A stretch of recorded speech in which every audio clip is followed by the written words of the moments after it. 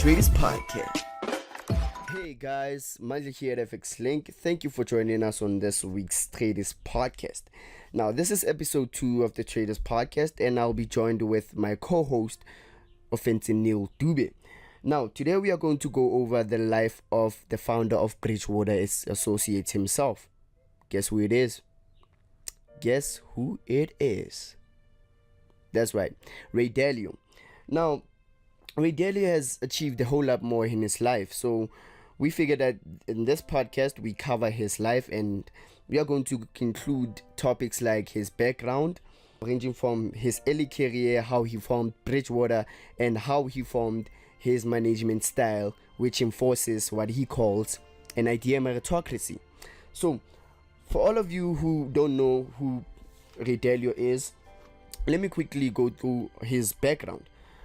Ray Dalio was born on the 1st of August 1949 in Jackson Heights, which was around Queens, New York City. As the only child, his mother was a homemaker and his father was a jazz musician. Now, his father specialized in the clarinet and a saxophone. Now, as a kid, Ray Dalio was more social in nature, and he liked things which involved human cooperation, like sports and playing with friends. But he disliked rote memorization and the routine of school, which made him dislike everything that concerned school, because he did what he doesn't want to do, right? So, however, this guy was more motivated by money, and he was business minded. Since he was young, he mowed his neighbors' lawns, he shoveled ice from their driveways to get a little bit of extra cash. So as he grew, and to the age 12, he became a caddy in a golf club called Links Golf Club. Now, in those years, it was 1960, and in those 1960 years, US stocks were booming. So you can imagine people who were in the golf clubs were talking about stocks and all this stuff. So Ray Dalio was more intrigued about what is the stock market. He continued to ask himself until he did his research. Yeah? So as he worked as a caddy, he saw that Northeast Airlines stock were much more cheaper. It was at $5 a share, and it was the only major company whose stock he could afford. So he saved $300 and then bought this stock. After then, the stock tripled, and he was hooked by then. He was hooked. He couldn't believe he could make money that easy. So he began to read annual reports of major companies and engaged with older investors in conversation to ask them for advice, and by trial and error he learned principles he's continued to apply in his investment career. And as he grew to finish high school, he had a stock portfolio which had several thousands of dollars in it. You can imagine that this guy, from age 12 to age 17 to 18, he had so much investment experience than many other people out there. So he found that in order to reduce error in trading, he had to ask the smartest people he knew to critique his reasoning. So he engaged in conversation with these people, and as he left high school, he had unexceptional academic performance in high school. So he struggled to find a college that could accept him for the course he applied for. So he struggled. As he continued to struggle, he eventually enrolled at C.W. Post College, a campus of Long Island University. Now, this is where he also became interested in commodity futures. Why did he become interested in these futures? I think the reason is that the low margin features attracted him to this sector, and because he saw an opportunity to make considerable profit with low risk, which is every investor's objective to find high reward and low risk trading opportunities. So he found that in commodity trading, and that's when his career started to kick off. So, right before going to Harvard, during that summer, Raymond got a job at the floor of the New York Stock Exchange market. He took the opportunity to learn more about the currency market, something that we now call the forex market. And keeping in mind, guys, back then trading wasn't done the way we go about today. Trading wasn't just a click away from your laptops. In fact, back then trading wasn't available to the internet, and it wasn't available to the masses. Now, during this period, this is where Raymond also took the opportunity to learn more about the cause and effect that influence price movements. The next coming summer, Raymond got a job at Merrill Lynch trading commodities futures. Now, during this time, this is where some of the currency markets had actually came to crash. Now, this was an important time in Raymond's life where he learned a valuable lesson and formed an important concept. Where, to quote him, he says, "When everyone is looking at the same thing and everyone is betting on the same thing, this has the impact to influence price movement, and it's kind of a bad idea to bet on the same thing." Now, to think about it, man, that this kind of reminds me of trading stuff today. If you wake up one day and open your charts and see this massive decline on price action, doesn't matter which pair it is, you just get this 120 to 200 decline on price action. Sellers came in aggressively. Who do you think had the power to cause such a decline on price action? Of course, banks, hedge funds, investment banks, and people who manage money. And the masses will usually want to join or take this trade after they see a valid decline. Think about it. Most of the traders don't want to sell when price action is going up. They want to sell when price action is already gone down. And by that time, it's already late. Because if banks are selling, your neighbor next door is selling because everyone sees a sell. Your neighbor is selling, your friend next door is selling. You also want to sell. Who are you selling to? Like, simple logic. If everyone's selling a car, like literally everyone is selling your car, you also want to sell a car. Who are you selling to? There aren't any buyers in the market, so who are you selling to? So at that time, this is where Raymond says it's kind of a bad idea to bet on the same thing. Now, this is where the content traders come into the market, and this is where how they benefit and make money out of it. You cannot be selling when everyone's selling. When everyone starts looking at a sell, this could be a good time for you, of course, after performing technical analysis, to start looking for a buying opportunity. But during that time when Raymond came up with this concept, this is where some of the currency markets and the stock market actually ended up losing their shine. And this is where the commodities futures market was the in thing. Now, with Raymond's experience in this, plus his MBA from Harvard, this was preparation meeting opportunity for the young Raymond at the time. He then moved to work at a brokerage firm called Dominic & Dominic, where he was director of futures market. Now, during that time, he also continued working on his own personal account, and this is where he says that he learned more trading his personal account about risk management. While I was researching Dalio, I came across such an interesting quote where he says, "In trading, you gotta be both aggressive and defensive. If you're not aggressive, you are not going to make money, and if you're not defensive, you are not going to keep money." Close quote. Now, not long after that, Raymond decided to go work for a more successful firm called Shearson. Now, at Shearson, he was head of the future hedging business. He would help clients manage their risk for their business using the futures market. Now, during this time, Raymond also explains that he learned more about the grain and the livestock business, but this is something we'll touch more in depth on another video. But to come and sum it up, Raymond only worked for a year at Shearson, where he ended up getting fired for punching his boss in the face, and his excuse was that he was too wild to work over there. Now, because Raymond's colleagues and bosses kinda liked him, valued his opinion, and trusted his research, this gave him enough courage for Raymond to go start up his own firm. Now, despite all this drama and altercation that happened at Shearson, a number of his clients retained their faith in him, which means that they stuck with him as he left Shearson to trade by his own. So he started to go out and leave Shearson to trade independently for his clients. At this time, he was operating at his own 2-bedroom apartment at age 26. That's when he started to launch Bridgewater Associates as a small trading firm. Now, at first, Bridgewater Associates advised a few corporate clients on currency exchange and interest rate risks.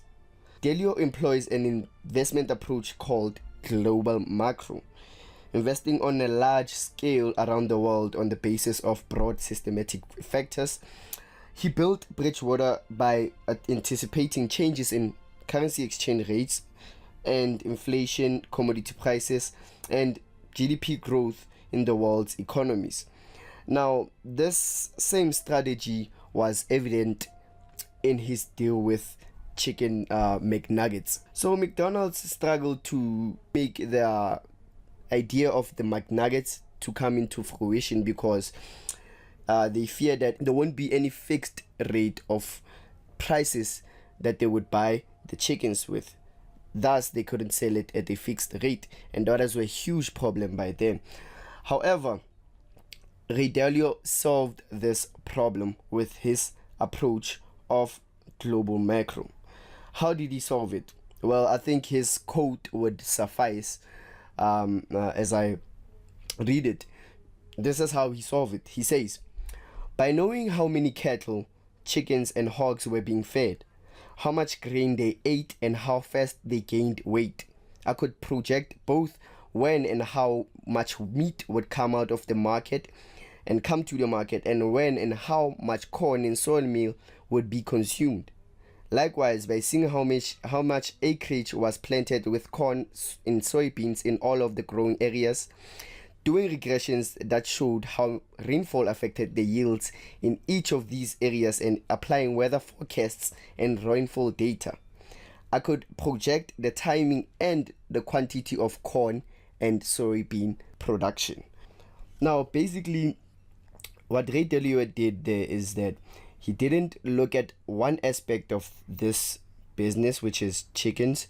He looked at all of the aspects that could potentially affect the business of chicken. So by using this very same strategy of global macro, he attracted more and more investors to come to his business because he had a strategy that he employed that no one else in the investment game in that time did employ. So over the years, Dalio applied the insights he had gained from his study of meditation. He understood the psychological factors that influence market decisions and all company management. So the obstacle of rational decision making, he found, was the ego barrier, the desire to produce or to prove oneself right and others wrong. So as he understood the ego, he knew that in order for people in the organization to provide valuable information, they had to eradicate the very same ego and that very same desire to prove oneself right and others wrong. So, shifting our focus to 1982, things were going good for Raymond. In fact, Bridgewater had already been in 8 years of business, and for any business that surpasses 5 years, it stands the test of time. Now things were kind of going good up until Raymond had made a public announcement that he believes that the US economy plus the stock market would be facing another Great Depression. Now to come about this, he had calculated that the US had loaned huge amounts of money to countries that would not be able to pay it back. Now as he looks back in hindsight, he kinda admits that this was a bit of a crazy point of view. But nonetheless, few months after that, the stock market had actually gone in a bullish market. In fact, as we study further, we found that it said that the US or the stock market had never seen a bullish market like the one that had prevailed right after Raymond's statement. Now because of the kind of business that he was in, people ended up losing faith in him. This way he lost all of his business and lost all of his employees, people that he explains were like family to him. He was now kind of caught up at a crossroad. to either go for a job at Wall Street and settle for an average life, or to continue what he started. Now, I think we'd all agree from where he is today, I think we all know the decision that he took. But things weren't easy for Raymond. During that period, he had to borrow $4,000 from his father to be able to pay some of his family bills. He explains that this was the most painful period of his life, which later on turned to be the best experience of his life, as he believes that pain plus reflection equals success. Now, this period in his life changed the way he goes about decision making. He ended up forming an important concept where, to quote him, he says, "Open quote, I went from thinking I'm right to how do I actually know that I'm right," close quote. Now, this gave birth to what he calls the idea meritocracy. In simple terms, the best ideas win. Now, he outlines that whenever he wanted to make a decision on something, he would look for experts in that field to disagree with him. For example, say that I want to build a house on a beachside. The next logical step for me to do would be to look for an architect. Now, I could either go to one architect or I could go to 3 architects. Now, for the sake of this example, let's say I go to all 3.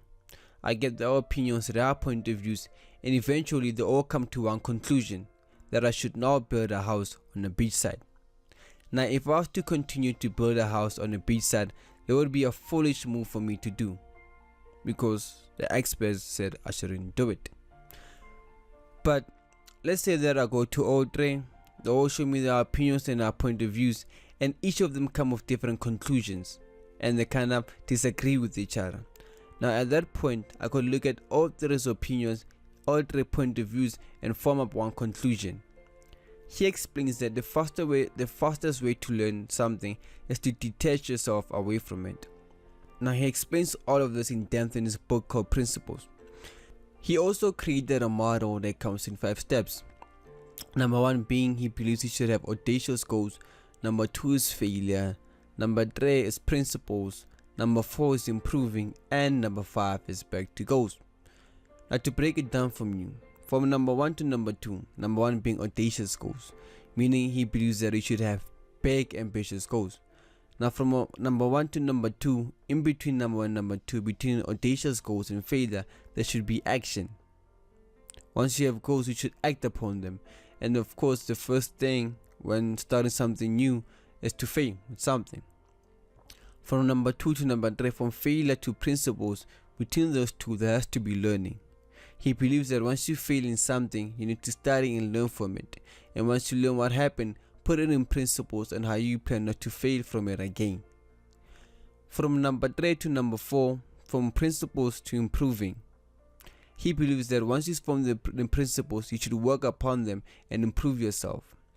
From number 4 to number 5 is from improving to goals. Number 5 is obviously reaching your goals. From number 4 to number 5, you need to again work on your goals and eventually you reach your goals.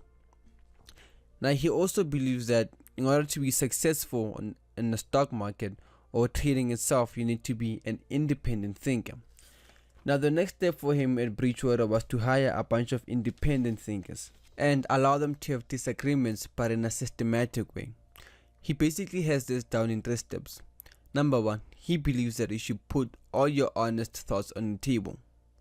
Number 2, have thoughtful disagreements. And number 3, abide by the agreed upon ways of getting past disagreements. He also formed a model where he believes that meaningful relationships plus meaningful work equals success. In Bridgewater, they have a philosophy that when you know what someone else is like, you know what to expect from them. This makes the environment more productive and everyone knows everyone's strengths and weaknesses. Now, to understand how this is actually applied in real life and the real corporate world, Dalio was invited at TED Talks where he got a chance to explain this more in depth. In Bridgewater, they use a tool called the dog collector, and during his talk at TED Talks, he played a clip to show how a typical meeting is conveyed at Bridgewater. This was a week right after Mr. Trump was elected president, and the team of researchers had to gather to come and discuss how this would impact the economy and the business. Of course, everyone will have different opinions, and the dog collector collects every one of them. It has a list of few attributes, so whenever someone has an opinion about someone else's view, it is easy for them to convey the assessment. They simply note that attribute and rate it from a scale of 1 to 10. In the beginning of the meeting, Dalio said one of his researchers rated him a 3, meaning poorly, for his lack of not showing a balance of open-mindedness and assertiveness. Now, to actually think about it, this is an environment of candor, where even a simple researcher has the platform to disagree with the boss. Of course, this has to be done in a respectable and professional manner. Everyone in the room had different opinions, while some rated him good, some rated him poorly, and in Bridgewater, this is very normal. With each of these views, they can explore their thinking behind the numbers. Everyone gets to express their thinking regardless of their position. Though those in higher positions, their opinions carry more weight. This helps everyone express their opinions and detach themselves from their opinion and see other people's perspective. Once seeing everyone's opinion and rating from the screen, they shift their focus from how do I know my opinion is the right one. This shifts their focus from arguing their opinions and figuring objective criteria to determining which opinions are the best. This is all then put in the algorithm, which comes with the best decision. Another feature of the algorithm is that since it understands people's thinking, their strengths and weaknesses, it also helps allocate them in different job positions and helps allocate them in different teams. For example, someone who is creative but is not assertive will be put in the same team with someone who is assertive but not creative. This helps them balance each other's strengths and weaknesses.